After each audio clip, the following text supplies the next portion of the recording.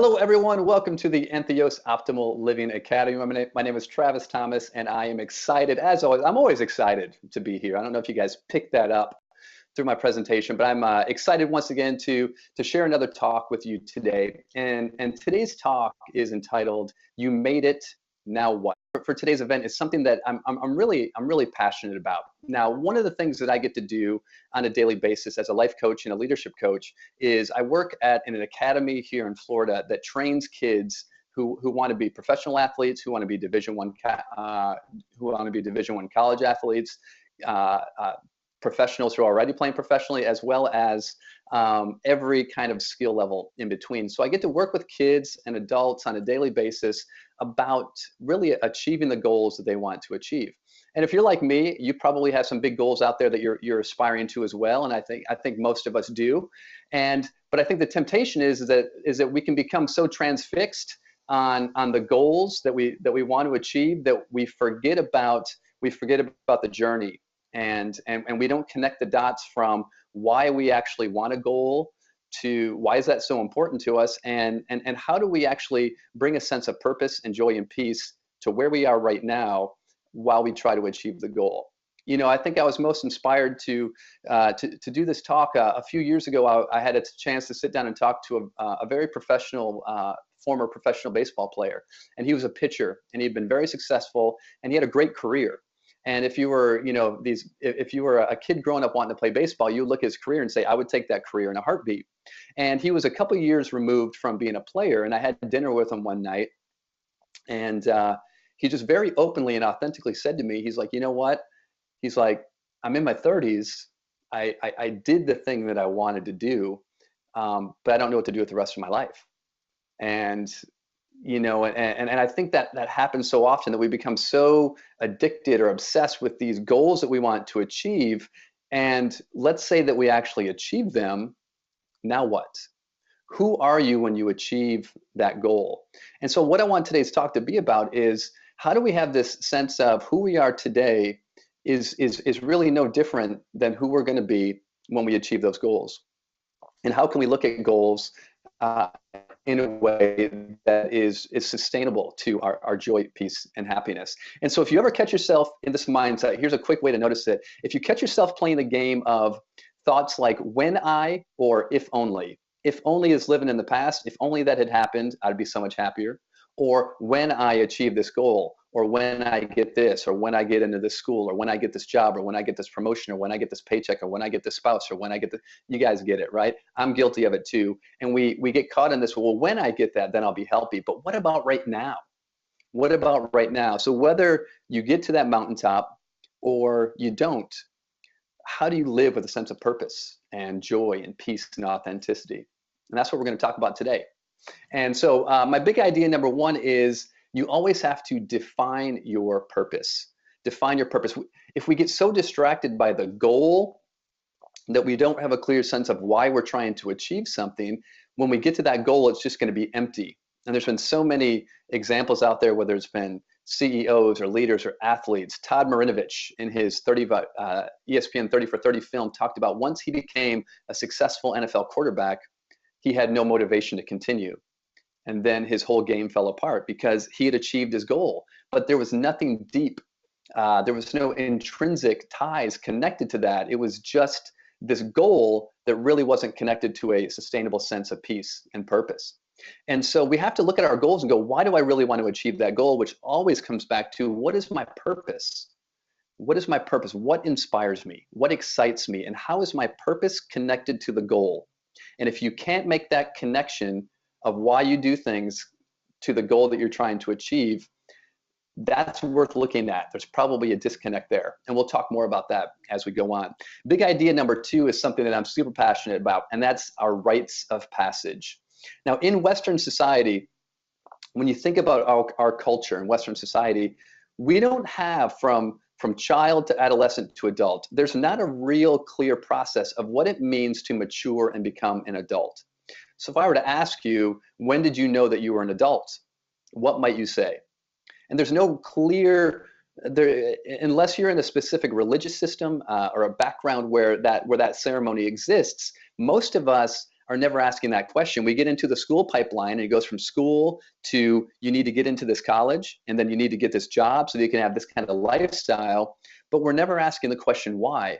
So when you think about it, I think we're in our society, we're really missing this opportunity for what does it mean to have a sense of purpose or a sense of contribution. So if you were to ask yourself, what is the gifts, what are the talents that you are contributing to the world, or you're contributing to your family, or you're contributing to your community, what would you say and how are you using them?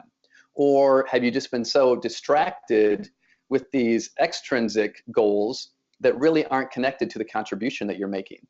So I think we need to go back and look deeper at how are we raising ourselves? How are we raising our children? How are we raising generation to think about what are the bigger questions of what are we ultimately trying to achieve, and what's our contribution, me individually, that I'm making for the greater whole, to the community. And if I can align my gifts and talents of contribution with the things that I'm good at and the things that I'm excited about, well, it was going to be impossible for you to have huge success if you're doing that. But if you're trying to force yourself to like something or be passionate about something that doesn't reflect your purpose, your passion, or your talents, there's going to be that emptiness. And there's going to be that emptiness when we actually achieve that goal, that's actually going to feel empty. Big idea number 3, the intrinsic versus the extrinsic. Now, some of you may have heard there's a new term out there. It's about 10 years old now. We all know about the midlife crisis, but now we have what's the quarter life crisis for young adults in their mid-20s to later 20s, 30s, where they're already realizing that they have played the game right. They did well in school. They went to the right colleges and universities. They got the right corporate job. They got up the ladder. They're making the money, but they're reflecting and going, this is all there is to it. There's got to be more to life. And so they're having these quarter life crises. You may be able to relate. You may have experienced the same thing. And so we've got to be really clear with the difference between intrinsic and extrinsic goals. We have to start with the intrinsic. We have to start with the roots. When I say roots, I mean, what are those things, those couple of things, those couple of qualities, those couple of things in your life that are most important to you? Those are the roots. Everything grows out of the roots. The extrinsic goals that we create for ourselves, well, those help create the fruit. But we just can't focus on the fruit. If we're only focusing on the fruits, we're not nurturing the roots. And and you can never change the fruit without first tending to the roots. There's a great book out there right now. It's one of the best books that I've read, especially on leadership, and it's called Legacy. And the book is about the New Zealand All Blacks rugby team, their rugby culture. And for those of you who don't know about the All Blacks, New Zealand All Blacks, it is the most successful sports franchise in the world. If you look at statistics at their winning percentage, they are the most successful of any other sports organization. And the book talks about how they went back to their roots of how they created the culture. And it's about faith and family, and that's what they tend to. They don't tend to championships and achievements. Everything that they're cultivating in the culture of that team is built on these simple roots. And then the winning and the fruit comes out of that. So we need to be clear that our intrinsic goals are most important. The extrinsic goals should be a reflection of our intrinsic goals. Does that make sense? I hope so. Yeah, nod with me. Okay, if you're nodding, you should feel silly because this is probably a recording. So anyways, big idea number 4, stay in your lane. And I know I've talked about this in previous talks. Stay in your lane, right? It's so difficult when we're doing what we think is best and we're working hard. We're staying connected to our intrinsic goals. And then we look over to the right, we look over to the left, and we see how well someone else is doing or the achievements that they got. We start to doubt ourselves and we start to second guess whether we're doing things right. I love in yoga, they use the expression, stay on your mat, right? Don't focus on how limber someone else is or how klutzy someone else is. That I'd be the klutzy one, right? Stay on your mat. Stay in your own lane. Focus on what you can focus on. Your experience is your experience. It's no one else's. There's no reason for you to compare yourself to anyone else. Can you emulate others? Absolutely. Can you learn from others?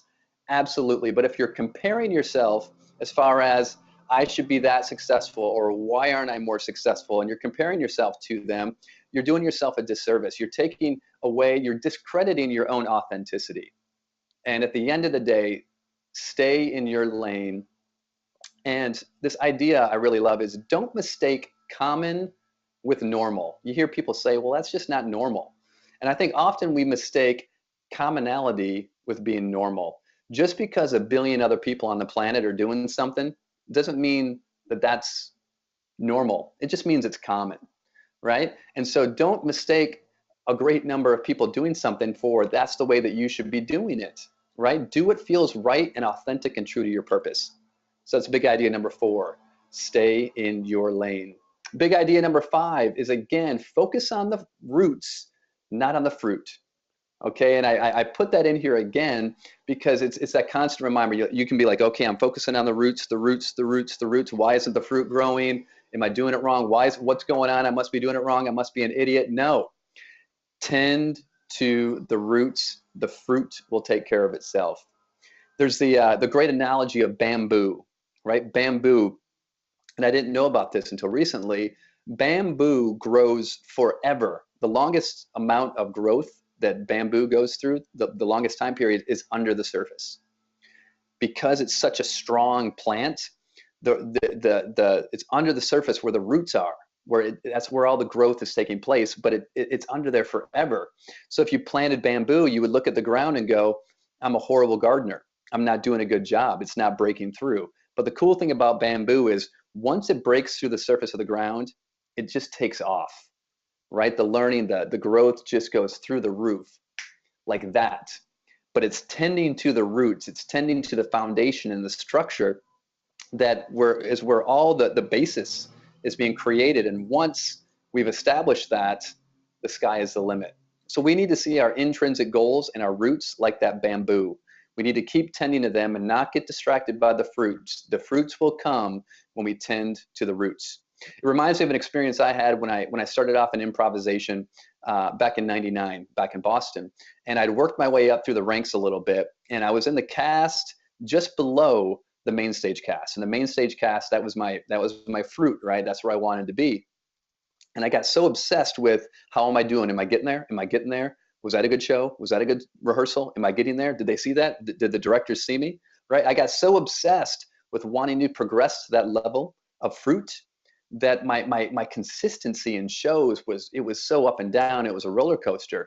And I remember getting, kind of having a one-on-one with the director, and she's like, sometimes you're great and sometimes I don't know where you are. And that was really hard feedback to get because no one, I'm like, wow, sometimes I stink. And I'm like, what is it? What is it? And I realized I was sitting on the subway and I realized, I've taken the joy out of this thing. I love improvisation. I do it because I'm passionate about it and I love it, but I've taken the joy out of it by focusing on getting to the next level.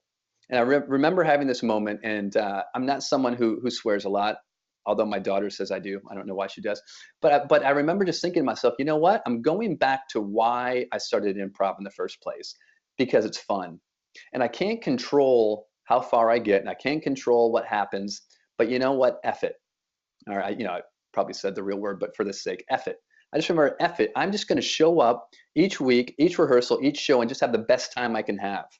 Just have a good time and just have fun. The crazy thing is that kind of became my mantra. Like, all right, just F it. Go out and have fun. Just have fun. 6 months later, I get called into the offices by the two gentlemen that owned the theater, owned the club.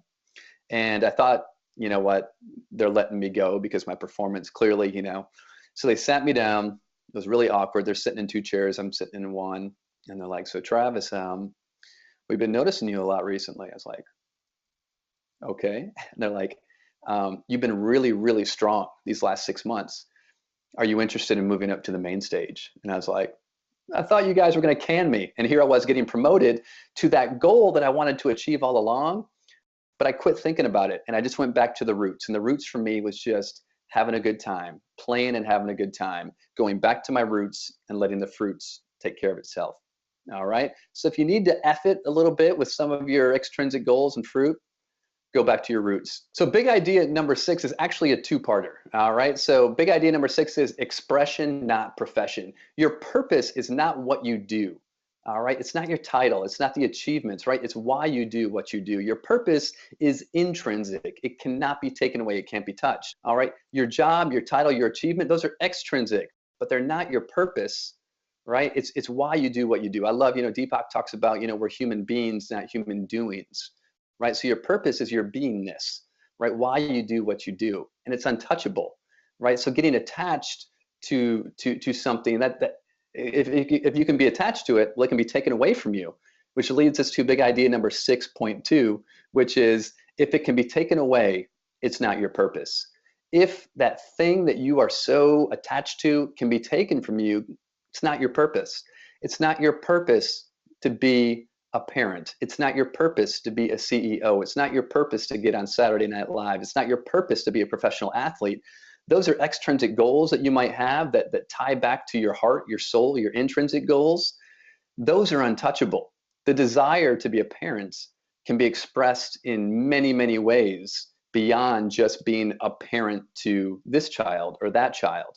Wanting to be on Saturday Night Live can be expressed in lots of different ways back to the intrinsic, not just the extrinsic expression of it.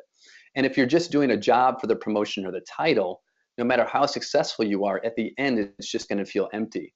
So your purpose is untouchable. So you have to ask yourself, how do you define your purpose right now? What are you most passionate about?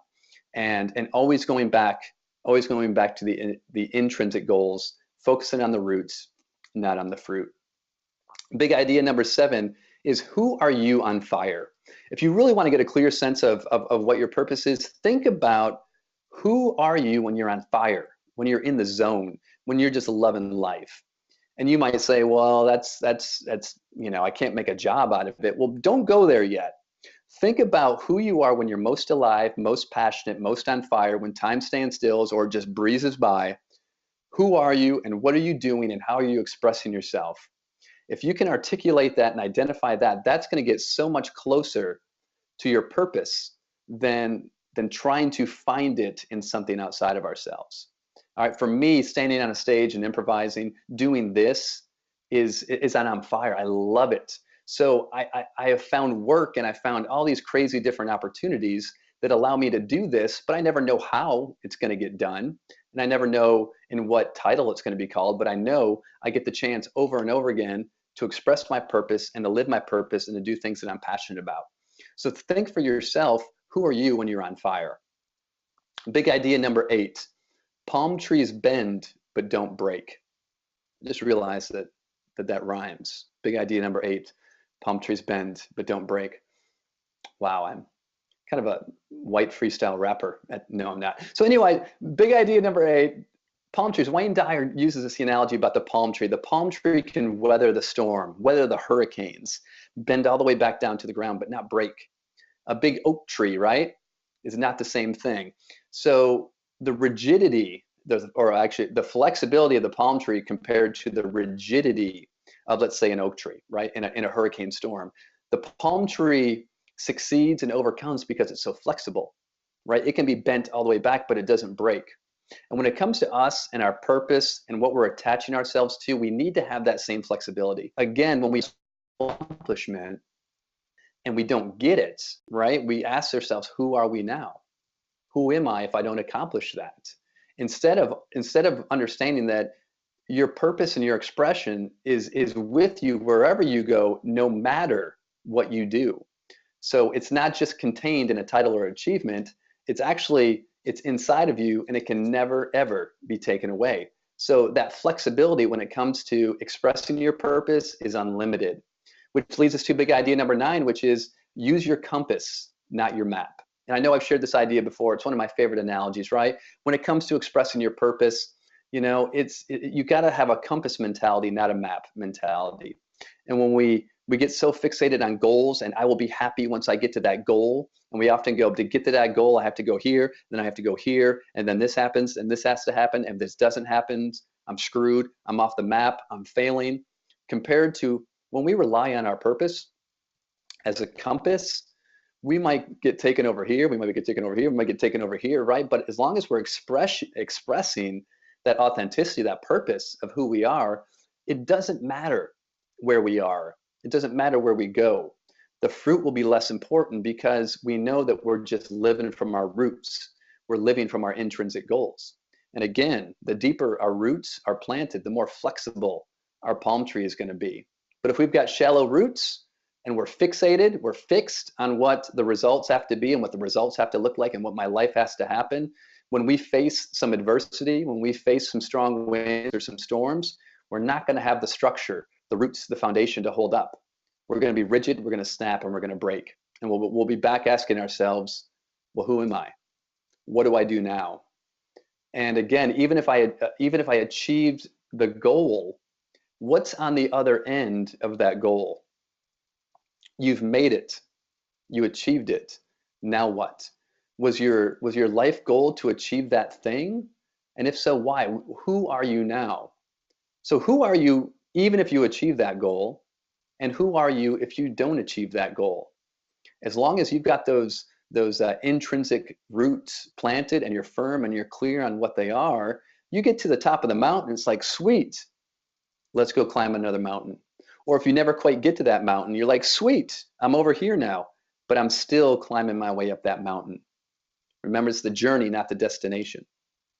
Which brings us to big idea number 10. What is your contribution? And I know I referred to it earlier, especially with our rites of passage, but what is the contribution? What is the contribution that you can make to the world? When you look back, right? When you look back over the last 5 years or 10 years of your life, where you're sitting now, what contribution have you made to others? How have you taken care of yourself? And how have you contributed to others, friends, family members, where you work, the community? Has it been all about you? And if it is all about you, I'm going to make an assumption that there's a certain hollowness that goes with that success. But when you're making a contribution and see that you're having an impact on people's lives, that connects intrinsically to your purpose, right? To me, a purpose can never be complete unless there is an external contribution to how we express it and how we live it and how we share our talents. So you have to ask yourself, what are your gifts?